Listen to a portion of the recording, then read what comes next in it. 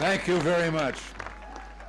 Chancellor Kohl, Governing Mayor Deepkin, ladies and gentlemen, 24 years ago, President John F. Kennedy visited Berlin. And speaking to the people of this city and the world at the City Hall, well, since then, two other presidents have come, each in his turn, to Berlin. And today, I myself make my second visit to your city.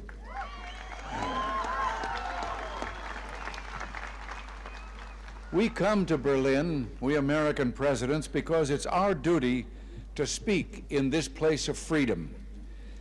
But I must confess, we're drawn here by other things as well, by the feeling of history in this city, more than 500 years older than our own nation, by the beauty of the Grunwald and the Tiergarten, most of all, by your courage and determination.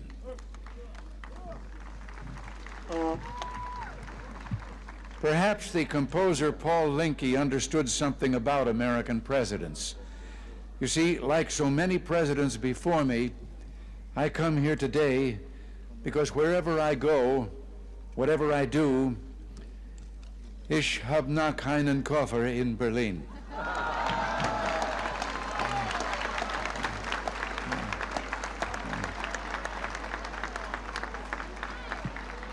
Our gathering today is being broadcast throughout Western Europe and North America.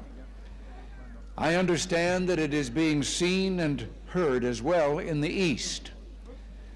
To those listening throughout Eastern Europe, I extend my warmest greetings and the goodwill of the American people. To those listening in East Berlin, a special word. Although I cannot be with you, I address my remarks to you just as surely as to those standing here before me. For I join you as I join your fellow countrymen in the West in this firm, this unalterable belief, es gibt nur ein Berlin.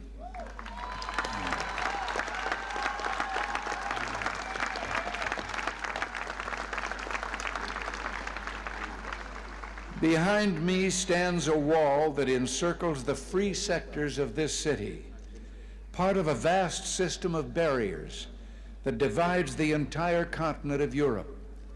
From the Baltic south, those barriers cut across Germany in a gash of barbed wire, concrete, dog runs, and guard towers. Farther south, there may be no visible, no obvious wall, but there remain armed guards and checkpoints all the same. Still a restriction on the right to travel. Still an instrument to impose upon ordinary men and women the will of a totalitarian state. Yet it is here in Berlin where the wall emerges most clearly. Here, cutting across your city, where the news photo and the television screen have imprinted this brutal division of a continent upon the mind of the world. Standing before the Brandenburg Gate, every man is a German, separated from his fellow men.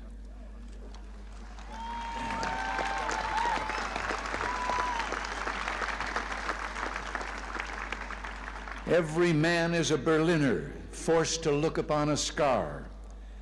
President von Weizsäcker has said the German question is open as long as the Brandenburg Gate is closed.